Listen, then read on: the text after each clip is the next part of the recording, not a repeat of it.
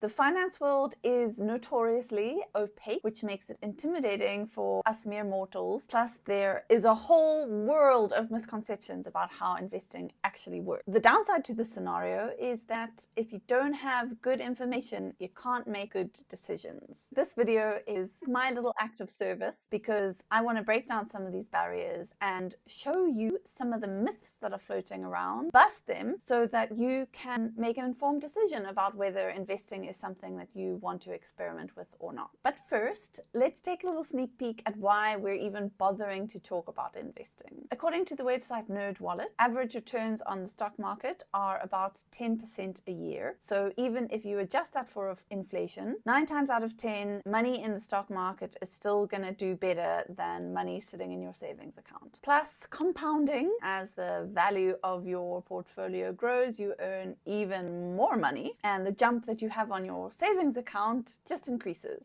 Right, at the end of this video, you might decide that investing is not for you. But my hope is that none of the ideas that I mention in this video are the reason that you don't invest. Let's get started. Myth number 1, you need a lot of money to invest. So the cool thing with technology is that there is now a whole world called financial technology, which has made investing in the stock market not only easier, but cheaper for you and me, the non-millionaires in the world, to get access. That's because firstly, the old gatekeepers, so those are the old white guys in suits who will only talk to you if you have hundreds of thousands in the bank to invest. Those guys are a lot less relevant now, thanks to finance apps and online platforms that connect you directly to the stock market. The other thing that's really helped here is the rise of funds. This is where a bunch of individual people pool their money together, and a fund manager, or quite often a robot or algorithm, uses that pooled cash to buy individual stocks. So you as an individual are not buying individual stocks. So these two factors both make it much easier to access the stock market with less money. Myth number 2, you need loads of specialist knowledge to invest in the stock market. Nope, you need some knowledge,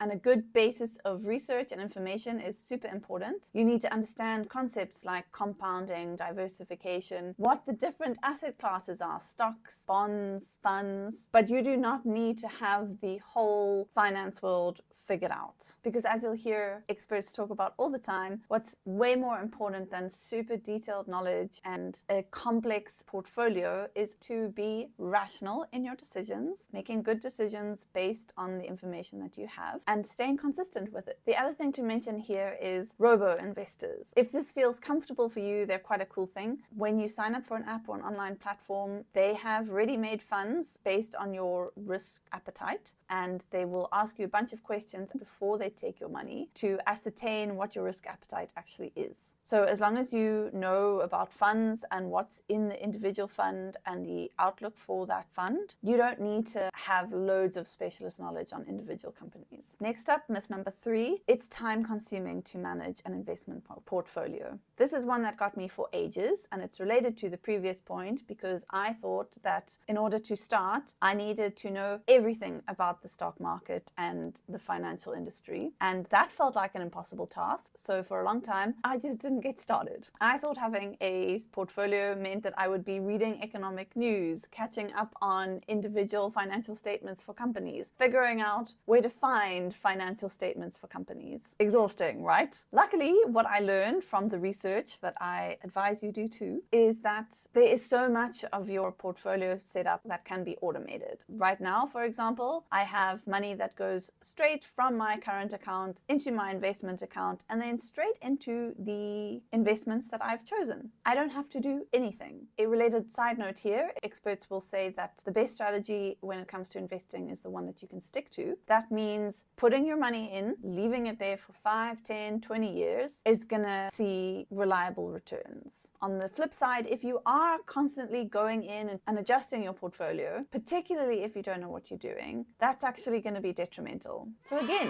hands off is good. Having said that though, I can't emphasize enough how important it is that you do research upfront. You need to have some idea of what you're doing with your money. And granted, that part can take a little time, but it's an upfront investment. And once you have the basics in place, the maintenance of your portfolio should be pretty simple. And we have now reached the fourth and final myth that I'm talking about in this video. Investing is gambling with your money. The first thing I'm going to say here is that gambling, by definition, is a game of chance. It is entirely reliant on luck, and you have very little control over the outcomes. And there is no doubt that there is a part of investing that does involve luck, but there is also a whole bunch of data. No matter how far you go back in the history of the stock market, you will find that on balance, the graph is going up and to the right, which means that the value of the stock market is growing. And yes, there are years when the stock market drops, years, months, individual days. And yeah, you would be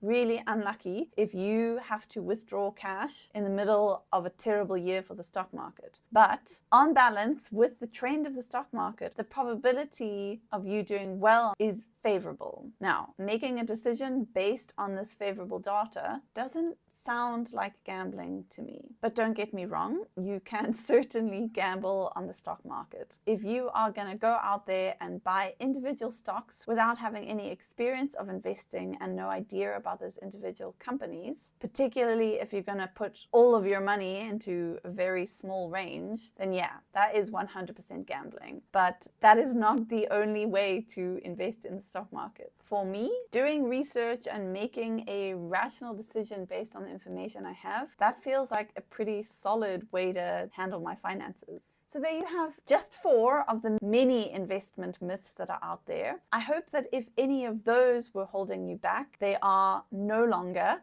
and you feel a little bit more inspired and empowered to research a little bit more about investing and find out whether it could be for you. As ever, thank you so much for watching this video, and I hope to see you in the next one.